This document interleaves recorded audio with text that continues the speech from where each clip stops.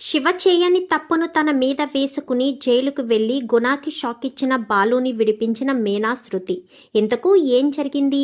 అసలు శివ చేయని తప్పును తన మీద వేసుకుని బాలు జైలుకి వెళ్లడమేంటి? మరి గుణాకేం షాక్ ఇచ్చాడు? మరి మీనా శృతి ఎలా విడిపించారు? ఇదంతా కూడా వీడియోలో చూసి తెలుసుకునేద్దాం. రాబోయే ఎపిసోడ్స్లో గుండె నిండా గుడిగంటల సీరియల్లో ఏం జరగబోతుందో ముందుగా తెలుసుకోవాలి అనుకుంటే వీడియోని లైక్ చేసి ఛానల్ని సబ్స్క్రైబ్ చేసుకోండి. మొత్తం మీరు చూసుకున్నట్లయితే ఇంకా మీనా బాలు అయితే సుమతి దగ్గరికి వస్తారు. ఇంకప్పుడే శివ ఇంటికి వచ్చేస్తాడు.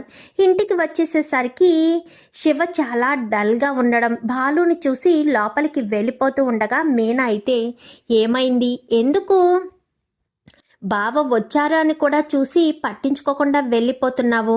అవును, ఈ టైంలో నువ్వు కాలేజీలో ఉండాలి కదరా, ఇంటికి వచ్చేసావేంటి అంటూ సుమతి అడిగేసరికి కాలేజీలో నుంచి పంపించేశారు అనగాని మళ్ళీ ఏం తప్పు చేసావురా?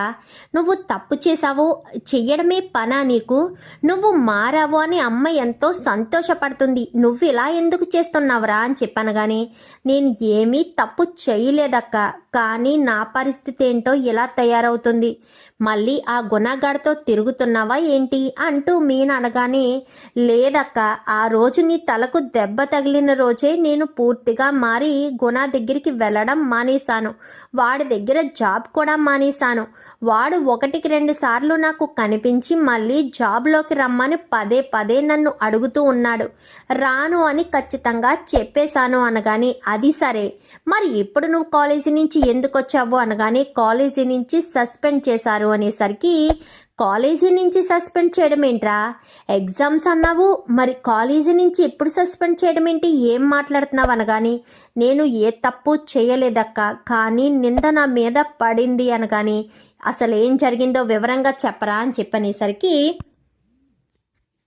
ఇంకా జరిగిన విషయం చెప్తాడు. ఏంటంటే కాలేజీలో ఉండగా తన బ్యాగ్లో మందు బాటిల్ పెట్టేస్తాడు గుణ.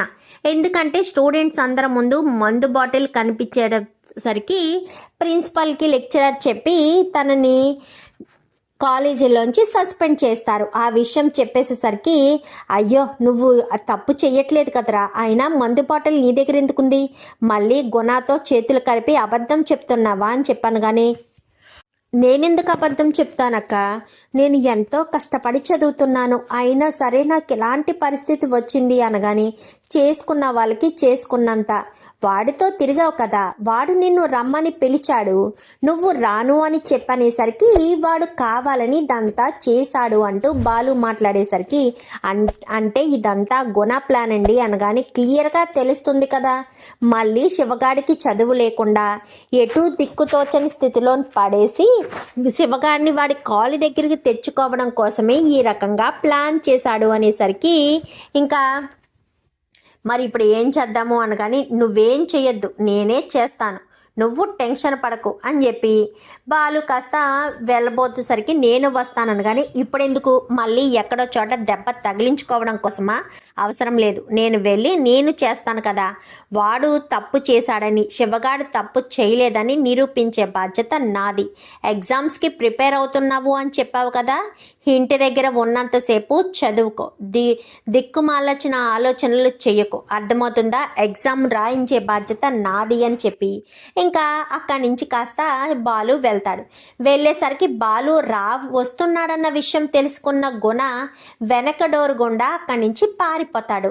ఇంకా గబగబా బాలు లోపలికి వెళ్ళి ఎక్కడరా గుణ అని చెప్పాను. కానీ గుణ అన్న ఈ ఊర్లో లేడు కదన్నా, నువ్వు కొట్టినప్పటి నుంచి పారిపోయాడు, ఊళ్ళో కూడా రావడం లేదు, ఫోన్లు మాత్రమే చేస్తున్నాడు అనగాని శివ బ్యాగ్లో మందు బాటిల్ పెట్టారు, అది పెట్టింది గుణ అన్న విషయం తెలిసిందే అనుకో, గుణగాడికి 2 చేతులు విరిగాయి కదా, ఈసారి 2 కాళ్ళు విరగొట్టి వీల్ చైర్కి పరిమితం చేస్తాను అని చెప్పని బెదిరించి అక్కడి నుంచి బాలు వచ్చేస్తాడు.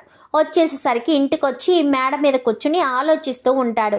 ఈలోపు మీనా ఇంటికి వస్తుంది. ఏమైందండి, ఆ గుణగాడు దొరికాడా అనగానే లేదు మీనా, గుణగాడు దొరకలేదు, ఇప్పుడు ఏం చేయాలో అర్థం కావట్లేదు, శివ ఎగ్జామ్స్ రాసేటట్టుగా చేస్తాను అని మాటిచ్చాను.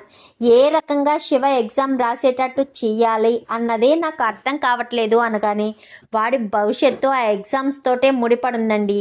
వాడు ఆ ఎగ్జామ్స్ రాస్తే చాలు, ఇంకా వాడి చదువు పూర్తయిపోతుంది. అప్పుడు వాడికి చేతికి సర్టిఫికెట్స్ వస్తాయి. అప్పుడు తను ఏదో ఒక జాబ్ చూసుకుని తన జీవితం తను బ్రతుకుతాడు. వాడికి ఏదో రకంగా మీరే సహాయం చెయ్యండి ప్లీజ్ అండి. ఎప్పుడూ మిమ్మల్ని నోరు తెరిచి అడిగింది లేదు, ఇప్పుడు అడుగుతున్నాను. నా తమ్ముడు భవిష్యత్తుని మీరే తీర్చిదిద్దండి అంటూ మాట్లాడేసరికి, అర్థమవుతుంది మీనా, నువ్వు చెప్పేది నాకు అర్థమవుతుంది, కానీ నేనేం చేయాలనేదే నాకు అర్థం కావట్లేదు. ఇప్పుడు నువ్వు చెప్పిందంతా నాకు ఓకే, కానీ నేను ఏ రకంగా ఇందులోంచి బయటపడాలో తెలియడం లేదు అని చెప్పి ఇంకా బాలు అంటాడు. అనేసరికి, ఆలోచించండి, ప్రశాంతంగా ఆలోచిస్తే మీకు ఏదో ఒక ఆలోచన వస్తుంది. ఆ గుణగాడు ఎక్కడున్నాడో తెలుసుకుని ఇంకా శివని మళ్ళీ కాలేజీకి పంపించడానికి అవకాశం ఉంటుంది ప్లీజ్ అండి అంటూ బ్రతిమాలేసరికి, నువ్వు టెన్షన్ పడకు మీనా, నేను ఏదో ఒకటి మేనేజ్ చేస్తాను కదా, నువ్వు టెన్షన్ పడకు అని చెప్పి ఇంకా బాలు కాస్త చెప్పి బయటకు వచ్చేసేసరికి, ఏంట్రా అలా ఉన్నావు అనగానే, ఏం చేయమంటావురా, పాపం ఇలాంటి పరిస్థితి వచ్చింది అనగానే, వాడికి తగ్గదే కదా వచ్చింది అనేసరికి, వాడి భవిష్యత్తు వాడితోనే ముడిపడుందా? వాళ్ళమ్మ వాళ్ళ అక్కలు ఇద్దరు కూడా ఎన్నో ఆశలు పెంచుకున్నారు వాడి మీద. వాడు మారాలి అని కోరుకున్నాను తప్ప వాడు బాధపడితే చూడాలి అని నేను కోరుకోలేదురా అని చెప్పనేసరికి, మరి ఇప్పుడు ఏం చేయబోతున్నావు అనగానే, అదే నాకు అర్థం కావట్లేదు అని చెప్పి ఇంకా మాట్లాడతాడు బాలు.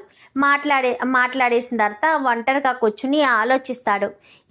ఇదే సరైన అవకాశం, ఇంతకు మించి వేరే అవకాశమే లేదు అని మీనాకి ఫోన్ చేస్తాడు. ఫోన్ చేసేసరికి మీనా ఫోన్ లిఫ్ట్ చేయదు. అయినా వాడు ఏ కాలేజీలో చదువుతున్నాడో మీనాకేం తెలుస్తుంది?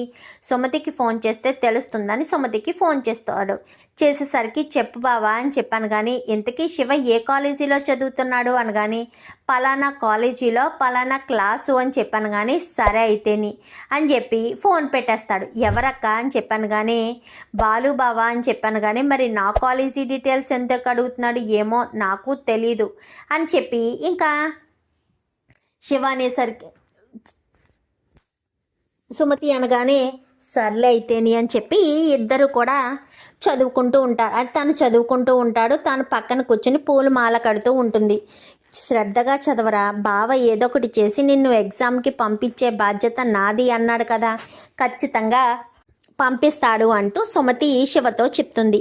అలా పంపిస్తే నా భవిష్యత్తు బాగుంటుందక్క అని చెప్పి శివ అయితే చెప్తాడు. చెప్పి చదువుకుంటూ ఉంటాడు. ఇంకా బాలు సరాసరి కాలేజీ దగ్గరికి వెళ్తాడు. కాలేజీ దగ్గరికి వెళ్ళి ప్రిన్సిపల్ గారిని కలవాలి అనగానే లోపలికి వెళ్తారు.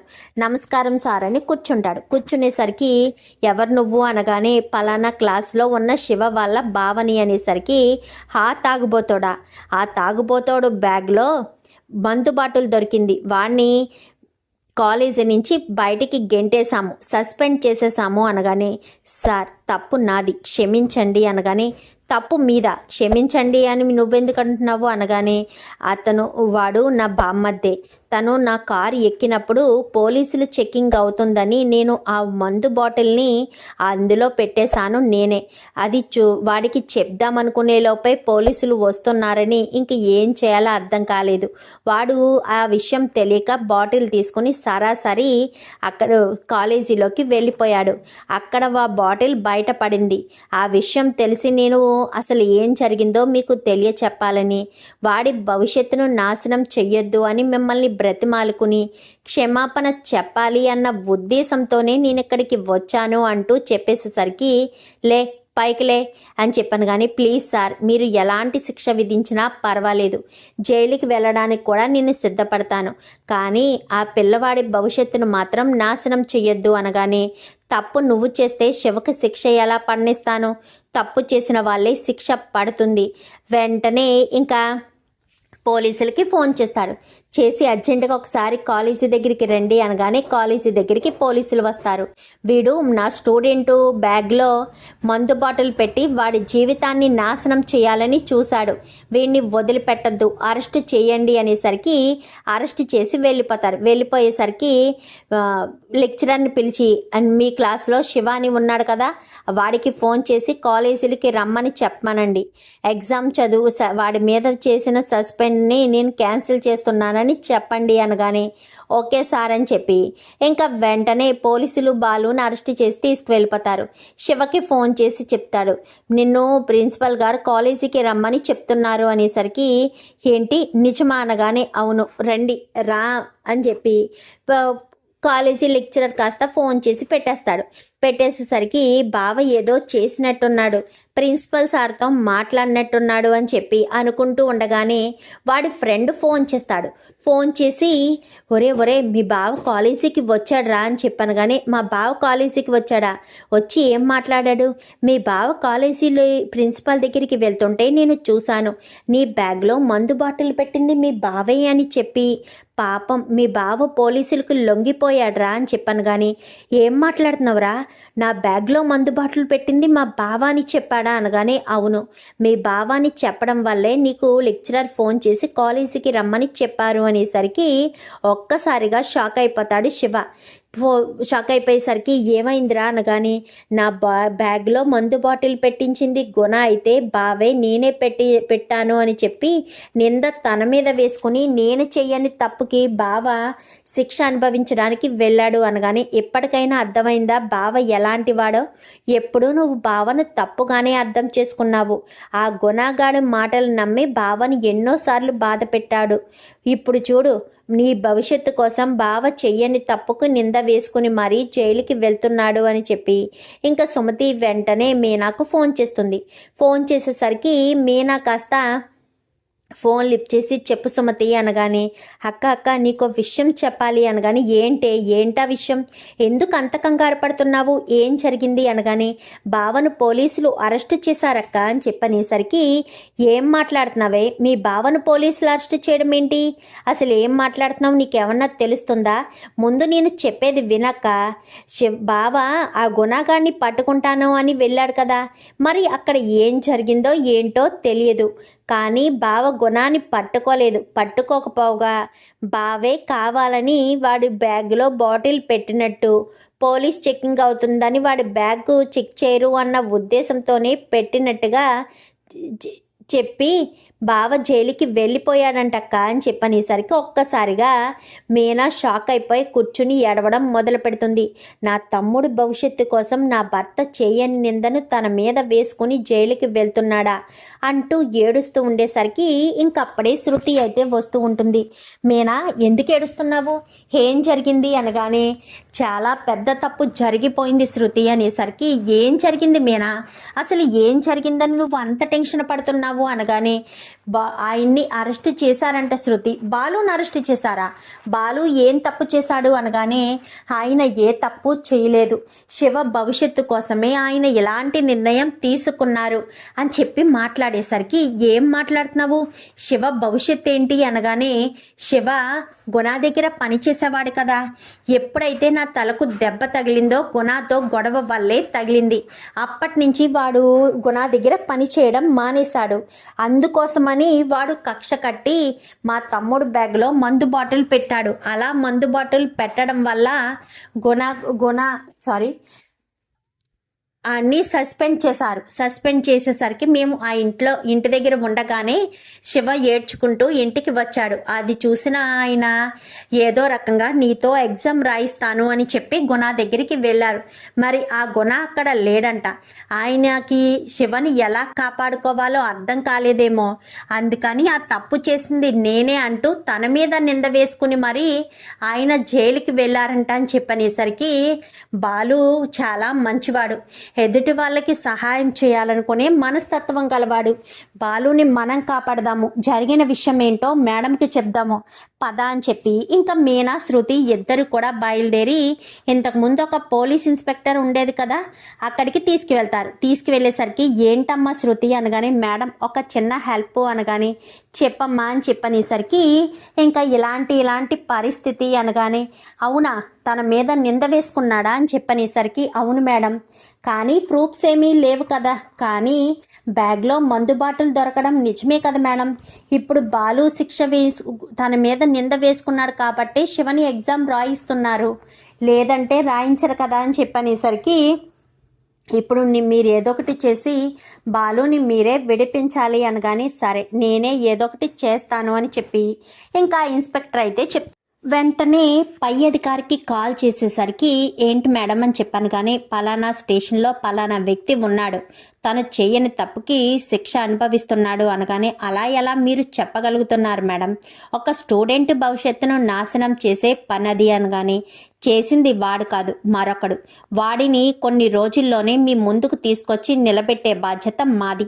ప్రజెంట్ అయితే ఆ వ్యక్తిని విడుదల చేయండి, ఇలాంటి మళ్ళీ వేషాలు వేయకుండా ఆ వ్యక్తిని తీసుకొచ్చి అప్పచెప్పే బాధ్యత నాది అని చెప్తున్నాను కదా, నా పూచీకత్తు మీదే తనను విడుదల చెయ్యండి అనేసరికి ఓకే మేడం మీరు చెప్పినట్టే చేస్తాను అంటూ ఇంకా ఇన్స్పెక్టర్ కాస్త బాలుని వదిలేసేసరికి ఇంకా బాలుని విడిపించుకున్న మీనా ఎంతో సంతోషంగా ఎందుకండి ఇలాంటి తొందరపాటు నిర్ణయం తీసుకున్నారు అనగానే ఏం చేయమంటావు, వాడి భవిష్యత్తు నాశనం అయిపోతుంది, వాడు బాగుండాలని కోరుకునే వ్యక్తిని నేను, మరి అలా కోరుకున్న వ్యక్తిని అయినప్పుడు నేను వాడి గురించి ఆలోచించాలి కదా, వాడి గురించి ఆలోచించే వాడి భవిష్యత్తుని నేను అనుకోవాలి కదా, అందుకోసమనే వాడికి ఎలాంటి ఇబ్బంది రాకూడదు, పైగా వాడు ఎగ్జామ్ రాసిస్తాను అని నేను వాడికి మాట ఇచ్చాను, ఇచ్చిన మాట నిలబెట్టుకోవాలి కాబట్టే నేను వాడి గురించి ఆలోచించి ఆ గుణగాడు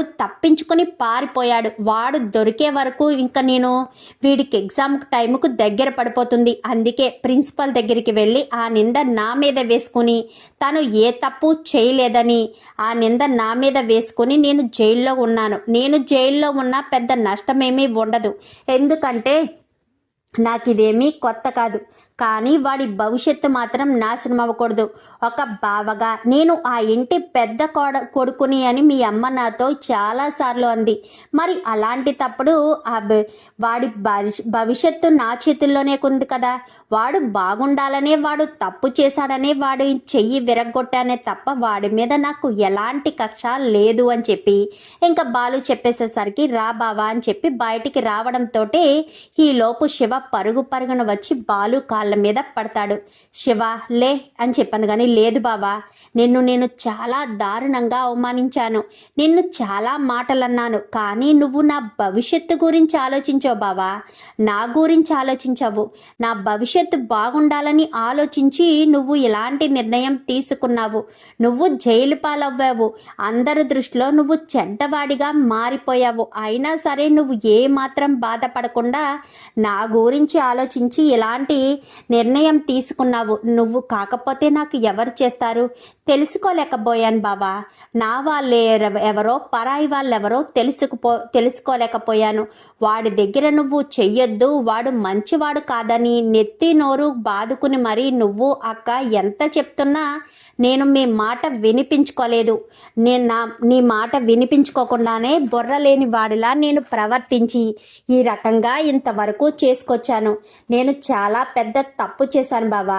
నన్ను క్షమించు అనేసరికి వదిలేసేయని చెప్పానా, మాత్రం దానికే క్షమాపణలు అవి ఎందుకురా అని చెప్పాను కానీ లేదు బావా, నేను తప్పు చేశాను, తప్పు చేసినప్పుడు శిక్ష అనుభవించాల్సిందే, లేదంటే ఎలాంటి పరిస్థితి ఎందుకు వస్తుంది అని చెప్పి మాట్లాడేసరికి సర్లే వదిలేసి ఇవన్నీ ఆలోచించుకో అనగానే సరే బావా అని చెప్పి నువ్వు ఎగ్జామ్స్ రాయి, మీ అక్క మీ అమ్మ ఇద్దరు కూడా సంతోషంగా గర్వంగా తలెత్తుకునేటట్టు నువ్వు బ్రతకాలి. అదే నేను కోరుకుంటాను తప్ప నిన్ను కొట్టడం నాకు ఇష్టమని కాదురా, అది నువ్వు అర్థం చేసుకోవట్లేదు అనగాని, లేదు బావా, మంచి చెప్పేది నువ్వే అని నాకు అర్థమైంది. నువ్వేంటో నీ మనస్తత్వం ఏంటో తెలిసిన తర్వాత కూడా నేను ఇంకా నిన్ను తప్పుడు వ్యక్తిగా అస్సలు అనుకోను. నా తండ్రి నాకు ఎంత విలువ నేర్పించినా నా తండ్రి మాటను నేను పట్టించుకోకుండా దొంగతనం చేసి నా తండ్రి దృష్టిలో చెడ్డవాడినయ్యి నా తండ్రి ప్రాణాలు తీసుకోవడానికి కారణం నేనయ్యాను. ఇంటికి కొడుకుగా తండ్రి హోదాలో ఇంటిని చూసుకోవాల్సిన బాధ్యత నా మీద ఉంది. బాగా చదువుకుని ఎగ్జామ్స్ రాసి నేను గొప్ప స్థాయికి వెళ్తాను బావా అని చెప్పి ఇంకా శివ అయితే ఎగ్జామ్స్కి వెళ్తాడు. వెళ్ళేసరికి ఆల్రెడీ ఇన్స్పెక్టర్ చెప్పింది కదా, బాలుని తీసుకుని ఒకసారి రమ్మని శృతికి ఫోన్ చేస్తుంది. శృతికి ఫోన్ చేసేసరికి శృతి అక్కడికి వెళ్తుంది. అక్కడికి వెళ్ళే బాలుకి చెప్పి బాలుని తీసుకుని వెళ్ళేసరికి, చూడు బాలు, నువ్వు తప్పు చేయవని మీ ఆవిడ చెప్పింది కాబట్టి నేను నమ్మాను. ఇంతకుముందు కూడా నీ విషయంలో నేను హెల్ప్ చేశాను, ఇప్పుడు హెల్ప్ చేశాను. కానీ నువ్వు నాకు చేయవలసిన ఫేవర్ అల్లా ఏంటంటే, మీ బావమర్ది బ్యాగ్లో ఆ మందు బాటిల్ పెట్టించింది ఎవడో వాడు నిజం ఒప్పుకొని జైలుకి వెళ్ళాలి. నిన్ను నా పూచీకత్తు మీద నేను విడుదల చేయించాను. ఒక స్టూడెంట్ భవిష్యత్తు నాశనం చేశావు అనే నింద నీ మీద పడకుండా ఉండాలి అంటే ఖచ్చితంగా నువ్వు వాడిని పట్టుకుని వాడి నోటంట నిజాన్ని బయటకు కక్కించి విషయం అందరికీ తెలిసేటట్టుగా చెయ్యాలి. అప్పుడే నీ మీద ఎలాంటి నింద పడదు, లేదంటే నీ మీద నింద పడే అవకాశం ఉంది బాలు అని చెప్పి మాట్లాడేసరికి, ఓకే మేడం, మీరు నా మీద నమ్మకంతోనే కదా నన్ను విడుదల చేయించారు, మీ నమ్మకాన్ని నేను నిలబెట్టుకుంటాను. ఆ గుణగాన్ని పట్టుకుని వాడి నోటితోనే నిజం చెప్పి నేను తప్పు చేయలేదని ఆ వ్యక్తిని తీసుకొచ్చి స్టేషన్కి అప్పగించే బాధ్యత నాది. మీరు నా మీద నమ్మకం ఉంచినందుకు చాలా థ్యాంక్స్ మేడం అని చెప్పనేసరికి, ఓకే బాలు, ఇక మీదట జాగ్రత్తగా ఉంటే బాగుంటుంది. ఎవరైనా సరే 1-2 సార్లు చాలా జాగ్రత్తగా ఉండాలి అనగాని, ఓకే మేడం, చాలా థ్యాంక్ యూ మేడం అనగాని, న్యాయం ఉంటే ఖచ్చితంగా నేను వాళ్ళ వైపే నిలబడతాను. ఆ విషయం శృతికి బాగా తెలుసు అనగానే, అవును మేడం, చాలా థ్యాంక్స్. నేను ఎప్పుడు వచ్చి మిమ్మల్ని హెల్ప్ అడిగినా కానీ మీరు నాకు సహాయం చేస్తారు. ఆ కృతజ్ఞత నాకు ఎప్పుడు ఉంది మేడం, చాలా థ్యాంక్స్ అని చెప్పి అందరూ కూడా బయటికి వచ్చేస్తారు. ఇప్పుడు ఎలా అండి, ఆ గుణగాడు ఎక్కడున్నాడో ఏంటో ఎలా తెలుస్తుంది అనగానే, నాకు తెలిసి గుణగాడు ఊరు వదిలి వెళ్ళిపోయి ఉండడు. ఆ రోజు నేను రావడం చూసే వాడు వెనక దారి గుండానో పారిపోయి ఉంటాడు. వాడెక్కడికి పోతాడు మేనా, వాడు ఖచ్చితంగా నాకు దొరుకుతాడు. దొరికిన క్షణంలో వాడు ప్రాణాలు తీస్తానని కానీ తొందరపాటు నిర్ణయం తీసుకోవద్దు బాలు. తీసుకోవడం వల్ల నీ భవిష్యత్తే నాశనం అవుతుంది. తొందరపాటు నిర్ణయం తీసుకోవడం వల్ల ఎలాంటి ఉపయోగం ఉండదు. అందుకని నువ్వు జాగ్రత్తగా ఉండి వాణ్ణి పట్టుకుని వాణ్ణి తీసుకొచ్చి మేడంకి అప్పగిస్తే మేడము మన మీద పెట్టుకున్న నమ్మకాన్ని మనం నిలబెట్టుకున్న వాళ్ళం అవుతాము. లేదంటే మాత్రం మేడం బాధపడతారు అనగాని, ఓకే శృతి, ఖచ్చితంగా చేస్తాను డబ్బడమ్మా. మీరు నా మీద నమ్మకంతో నాకు ఇంత మంచి అవకాశం ఇచ్చారు, నన్ను విడుదల చేయించారు. ఖచ్చితంగా మీకు మాట రానివ్వను అని చెప్పి బాలు అయితే రాజేష్ దగ్గరికి వెళ్తాడు. ఒరే రాజేష్, వాడు ఎక్కడైనా కనబడితే నాకు వెంటనే ఇన్ఫర్మేషన్ ఇవ్వను కానీ తప్పకుండా రా. వాడిని మాత్రం అస్సలు వదిలిపెట్టద్దు. 2 చేతులు విరగొట్టినా కానీ వాడికి బుద్ధి లేదురా అనగానే, వాడికి కాదురా, శివగాడికి బుద్ధి లేదు. ఎంత చెప్పినా వాడు నా మాట విన్నాడా? వాడితోటి తిరగడం మొదలుపెట్టాడు. వాడి బుద్ధేంటో ఇప్పుడు తెలుసుంటుంది. వాడు దగ్గర పని చేయడం మానేసిన తర్వాత వాడు ఇప్పుడు ఎలా రివెంజ్ తీసుకోవడానికి చేస్తున్నాడో ఇప్పుడు తెలుస్తుందా శివగాడికని బాలు అయితే రాజేష్ అంటాడు. అవునరా, నువ్వు చెప్పింది నిజమే అంటూ రాజేష్ కాస్త చెప్తాడు. ఇంకా రాజేష్ ఒక రోజు ట్రిప్కి వెళ్తూ ఉండగా గుణగాడు బయట కారు దగ్గర కూర్చుని వాళ్ళ మనుషులతో మాట్లాడుతూ ఉంటాడు.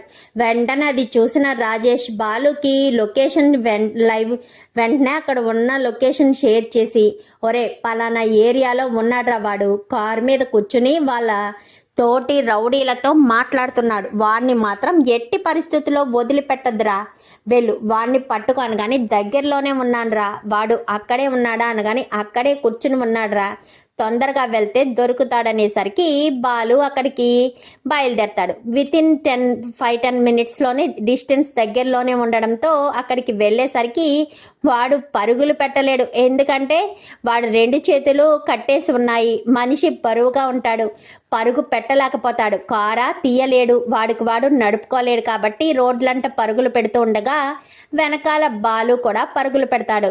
ఎంత పరుగు పెట్టినా మాత్రం బాలు వాడిని వదిలిపెడతాడా? వెళ్ళడంతో ఒక్క తన్ను తన్నేసరికి ముందుకు పుచ్చకాయలా పడిపోతాడు.